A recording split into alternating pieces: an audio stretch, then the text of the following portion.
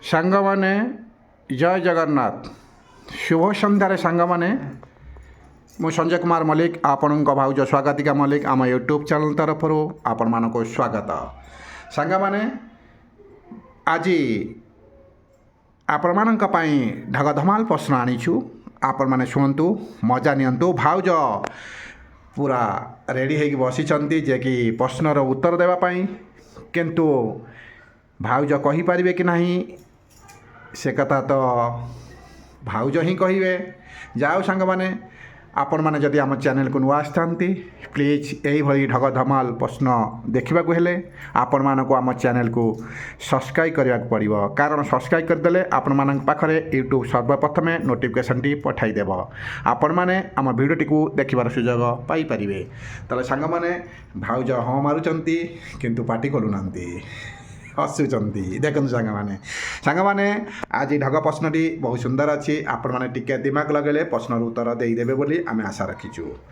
ଯାଉ ସାଙ୍ଗମାନେ, ଭାଉଜଙ୍କୁ ମୁଁ ପଚାରୁଛି, ଭାଉଜ କ'ଣ କହୁଛନ୍ତି କହିଲେ ଦେଖି। ଏମିତି କ'ଣ ଦୋକାନରୁ କିଣିକି ଆଣନ୍ତି କିନ୍ତୁ ଆପଣ ରଖିପାରନ୍ତି ନାହିଁ, ଅନ୍ୟକୁ ସେ ଜିନିଷଟି ଦେଇଥାନ୍ତି? ସାଙ୍ଗମାନେ, ଏମିତି କେଉଁ ଜିନିଷ ଯେ କି ଦୋକାନରୁ କିଣିକି ଆଣ କିନ୍ତୁ ନିଜେ ଘରେ ରଖିପାରନ୍ତି ନାହିଁ, ଅନ୍ୟକୁ ଦେଇଥାନ୍ତି? ସେ ଜିନିଷଟାର ନାମ କ'ଣ? ଭାଉଜ ଆମର କ'ଣ କହିବେ? କହିପାରିବେନି? ସାଙ୍ଗମାନେ, ଆଜି ସୁନ୍ଦର ପ୍ରଶ୍ନର ଉତ୍ତରଟି ଆପଣମାନେ ଦେବେ ବୋଲି ଆଶା ବିଶ୍ୱାସ ରଖିଛୁ। ଭାଉଜ କ'ଣ କୁହ? ଆଜି କିଛି ପ୍ରଶ୍ନ ଆଣିଛ? ଏ ପ୍ରଶ୍ନ ତ ଉତ୍ତର ଦେଇଲା ଭଳି ମୋତେ କାହିଁ ଜଣାପଡ଼ୁନି, କହିପାରିବ? ସାଙ୍ଗମାନେ, ପ୍ରଶ୍ନଟି ହେଲା, ଏମିତି କେଉଁ ଜିନିଷ ଆପଣମାନେ ଦୋକାନରୁ କିଣିଥାନ୍ତି କିନ୍ତୁ ଘରେ ରଖିନଥାନ୍ତି, ଅନ୍ୟମାନଙ୍କୁ ଦେଇଥାନ୍ତି, କିନ୍ତୁ ସେ ଜିନିଷର ନାମଟି କ'ଣ ହୋଇପାରେ? ଟିକେ ଆପଣମାନେ ଦିମାଗ ଲଗାନ୍ତୁ, ଉତ୍ତରଟି ଆପଣମାନଙ୍କ ପାଖରେ ଅଛି, ପାଇପାରିବେ। ସାଙ୍ଗମାନେ, ଏଇଭଳି ଢଗଧମାଲ ପ୍ରଶ୍ନ ଶୁଣନ୍ତୁ, ମଜା ନିଅନ୍ତୁ। ଆସ ଆମେ ହସିବା, ଅନ୍ୟମାନଙ୍କୁ ହସାଇବା, ଏଥିରେ କିଛି ଶିଖିବା, ଜାଣିବା। ଏଥିରେ ଅନେକ କିଛି ଜେନେରାଲ ନଲେଜ, ସାଧାରଣ ଜ୍ଞାନ ଅଛି। କୁହ ସାଙ୍ଗମାନେ।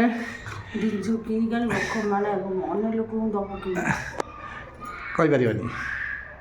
ଭାଉଜ ଆମର କହିପାରୁନାହାନ୍ତି। ଆଉ ଅପସନ୍ ଚାହିଁବ କି? ଅପସନ୍ ଦେଲେ ତ ଭୋଟ ମାଡ଼ିବୁଛୁ। ମୁଁ କ'ଣ କରିବି? ଅପସନ୍ ଦେବି? ଅପସନ୍ ଦେଲେ ତ ଦମ ନେବ। ମୁଁ ଆଉ କ'ଣ ଅପସନ୍ ଦେବି? ଏମିତି କେଉଁ ଜିନିଷ ଅଛି ଯେ କି ନିଜେ କିଣିଥାନ୍ତି କିନ୍ତୁ ଅନ୍ୟ ଲୋକଙ୍କୁ ଦେଇଥାନ୍ତି କିନ୍ତୁ ଘରକୁ ନେଇନଥାନ୍ତି? ଭାଉଜଙ୍କୁ ଅପସନ୍ ଦେଲେ କିନ୍ତୁ ଭାଉଜ ମାଡ଼ି ବସିବେ, କିନ୍ତୁ ଆପଣମାନେ ବି ଜାଣିଥିବେ କ'ଣ ଚାହୁଁଛନ୍ତି ସାଙ୍ଗମାନେ? ଅପସନ୍? ଭାଉଜ କ'ଣ ଚାହୁଁଛ? ଅପସନ୍? ତାହେଲେ ଭାଉଜ ଚାହୁଁଛନ୍ତି ସେଇଟା ଅପସନ୍। ସେଇଟା ହେଉଛି ଛତା, ଗିଫ୍ଟ ବକ୍ସ, ଆଳୁ, କେକ୍।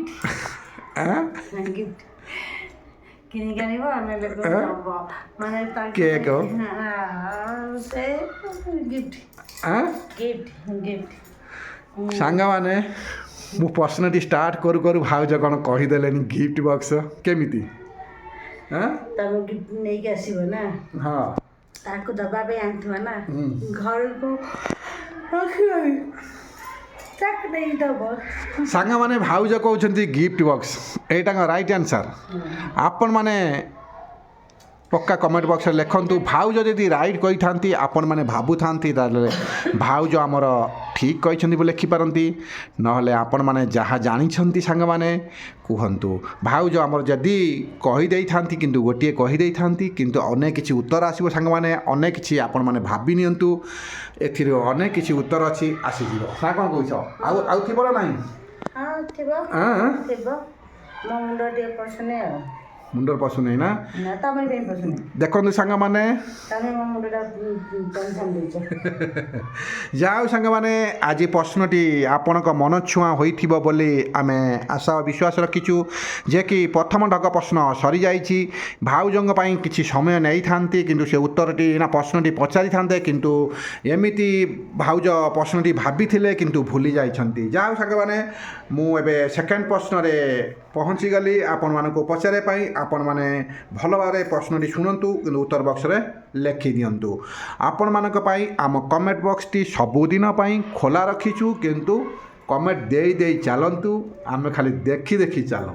ହାଁ, ସାଙ୍ଗମାନେ କେତେ କମେଣ୍ଟ ଦେଉଛନ୍ତି, କିନ୍ତୁ କମେଣ୍ଟଟି ଆସିଲେ ଭାଉଜ ଆମର ବହୁତ ଖୁସି ହୁଅନ୍ତି। ଯେ ଦେଖୁନା, ହାଁ, ଖୁସି ହୁଅ। ଯାହା ହଉ ସାଙ୍ଗମାନେ, ପ୍ରଥମ ଢଗ ପ୍ରଶ୍ନଟି ଆମର ସରିଗଲା। ସେକେଣ୍ଡ ଢଗ ପ୍ରଶ୍ନଟି ଆଉ ଟିକେ ସାଧା ଅଛି, ଯେ କି ଦେଖାଯାଉ ଭାଉଜ ଆମର କ'ଣ କହୁଛନ୍ତି। କହିଲା ଦେଖି, ଚାରି ଭାଇ ନଣ୍ଡା, ନଣ୍ଡା ବେଣୀ ପକାଇଛି 18 ଗଣ୍ଡା। ତାର କ'ଣ ମାନେ ତା ଉତ୍ତରଟି? ଚାରି ଭାଇ ନଣ୍ଡା, ନଣ୍ଡା ବେଣୀ ପକାଇଛି 18 ଗଣ୍ଡା। ମାନେ ଏମିତି କ'ଣ ଚାରି ଭାଇ ନଣ୍ଡା, ନଣ୍ଡା ବେଣୀ ପକାଇକି ସେଥିରେ ମାନେ ପକାଇଛି 18 ଗଣ୍ଡା। ମାନେ ସେ ଉତ୍ତରଟି କ'ଣ ହେଇପାରେ ସାଙ୍ଗମାନେ? ସାଙ୍ଗମାନେ କମେଣ୍ଟ ଜଣାଇବେ। ଏଟାକୁ ଭାଉଜ ଟିକେ ମୁଣ୍ଡରେ ପଶିବନି। ଚାରି ଭାଇ ନଣ୍ଡା, ନଣ୍ଡା ବେଣୀ ପକାଇଛି 18 ଗଣ୍ଡା। କିନ୍ତୁ ଯାହା ହଉ ସାଙ୍ଗମାନେ, ଆଜି ଢଗ ପ୍ରଶ୍ନଟି ବହୁତ ସୁନ୍ଦର ଅଛି। ଏ ପ୍ରଶ୍ନର ଉତ୍ତରଟି ଭାଉଜ ଆମର ପାଉନାହାନ୍ତି। ଯାହା ହଉ ସମୟ କାଟୁଛନ୍ତି ପାଠ ପଢ଼ାରେ। ଯାହା ହଉ ସାଙ୍ଗମାନେ, ଚାରି ଭାଇ ନଣ୍ଡା, ନଣ୍ଡା ବେଣୀ ପକାଉଛି 18 ଗଣ୍ଡା। କିନ୍ତୁ ସାଙ୍ଗମାନେ ଏଇଭଳି ଢଗ ପ୍ରଶ୍ନ ଶୁଣନ୍ତୁ, ମଜା ନିଅନ୍ତୁ। ଆପଣ ମନୋରଞ୍ଜନ ପାଇଁ ଆମେ ଡେଲି ଅପଲୋଡ଼ କରୁଛୁ ଏଇଭଳି ସୁନ୍ଦର ସୁନ୍ଦର ଢଗ ପ୍ରଶ୍ନ, ମିଠା ମିଠା ପ୍ରଶ୍ନ, ଯେ କି ଆପଣଙ୍କ ମନ ଛୁଆଁ ହେବ ବୋଲି ଆମେ ଆଶା ବିଶ୍ୱାସ ରଖିଛୁ ସାଙ୍ଗମାନେ।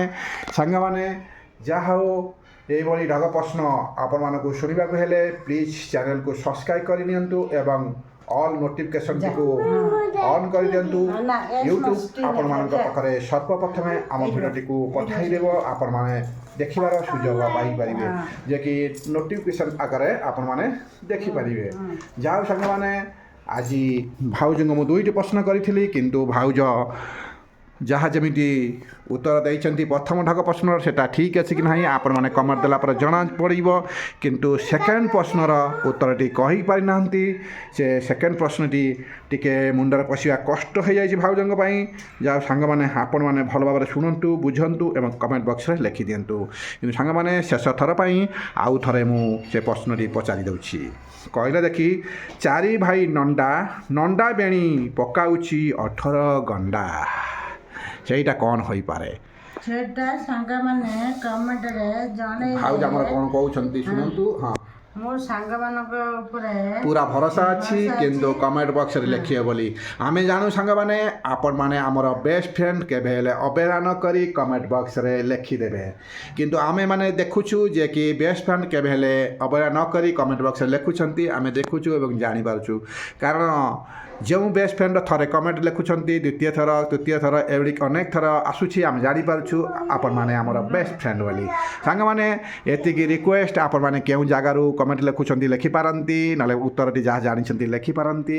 ଆମେ ଜାଣିପାରିବୁ କେଉଁ ଡିଷ୍ଟ୍ରିକ୍ଟରୁ କିମ୍ବା କେଉଁ ଷ୍ଟେଟ୍ରୁ ଆମର ଏ କେତେ ସଂଖ୍ୟାରେ କମେଣ୍ଟଟି ଆସିଛି। ଯାଉ ସାଙ୍ଗମାନେ, ଆଜି ଆମର ସମୟ ହୋଇଗଲାଣି। ଆପଣମାନେ ଆମ ଭିଡ଼ିଓଟିକୁ ଶେଷ ପର୍ଯ୍ୟନ୍ତ ୱାଚ୍ କରିଥିବାରୁ, ଆମ ପାଇଁ ସମୟ ଦେଇଥିବାରୁ କିନ୍ତୁ ଆପଣମାନଙ୍କୁ ଅନେକ ଅନେକ ଧନ୍ୟବାଦ। ଆପଣମାନଙ୍କ ସପୋର୍ଟ ଆମ ପାଖରେ ସବୁବେଳେ ଅଛି, ଆମେ ଏବେ ଆଶା ବିଶ୍ୱାସ ରଖିଛୁ।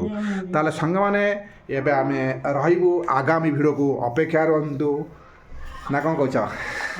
ହାଁ, ତାହେଲେ ରହିବା, ରହିଲୁ ସାଙ୍ଗମାନେ। ଜୟ ଜଗନ୍ନାଥ, ନମସ୍କାର। ନମସ୍କାର।